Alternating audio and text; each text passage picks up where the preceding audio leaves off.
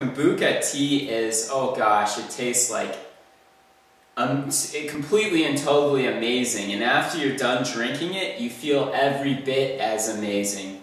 And it's really rather a unique drink that is actually very expensive. This bottle here of Kombucha is 16 fluid ounces, so 2 cups, and it cost me almost $4. Now, it's just tea, but it has a little extra something special. It has a bacteria culture inside of it that has been cultivated and grown. Now, that being said, you can grow it at home, and I've been trying to do that for months. It hasn't been easy. Everybody on the internet is making it out to be the simple thing you do, but they don't seem to tell you the whole picture. You might like to get a pen and paper and pause your player right now. For supplies to make your Kombucha mother, you'll need to pick up 1 glass jar, 1 bottle of GT's plain Kombucha, an 1/8 cup of table sugar, a washcloth, and a rubber band.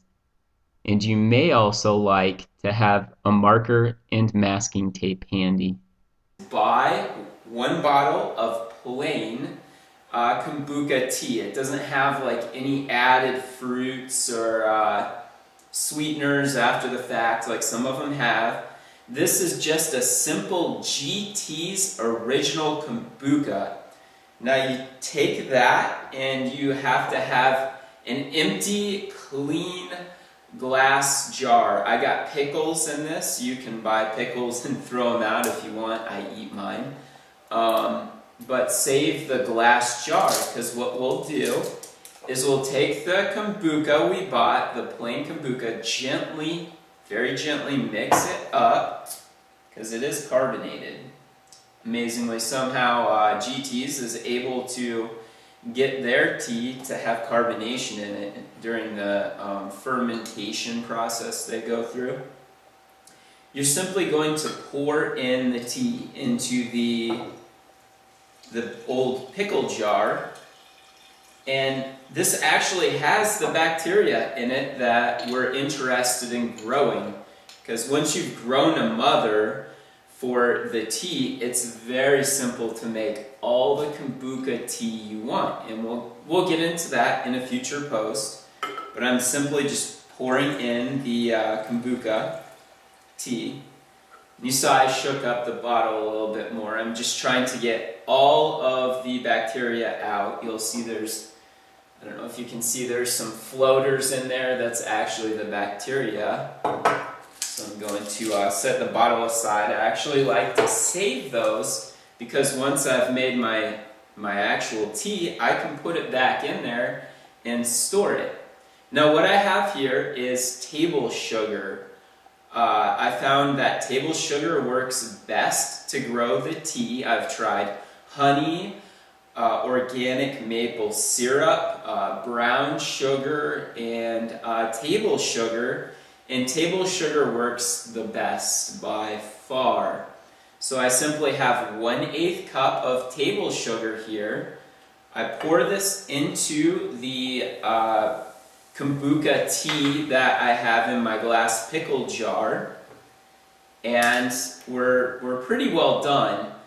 I also put a cloth, a white washcloth. I just like to use white because it looks neat and clean, over the top, and then I seal that with a rubber band. The reason you do this is you're going to have this setting in your pantry shelf for maybe up to a month to grow the mother. And if you don't cover it up like this, you'll get every nasty fruit fly and thing growing in there you don't want. But if you simply cover it up and allow the oxygen to still get through the washcloth, it will grow beautifully. You'll notice one more thing. I am a crazy geek scientist. I have a master's in engineering, so I like to label it and compare how long this batch took to make to previous batches of mothers. So I actually have masking tape and a Sharpie. What I do is I write the date and the day of time on the masking tape, and I also like to say how much sugar I added to the bottle. So I'm going to write that on here right now. Today's date is May 27th. It's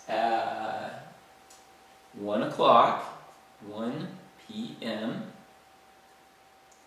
And that was 1/8 cup sugar, table sugar.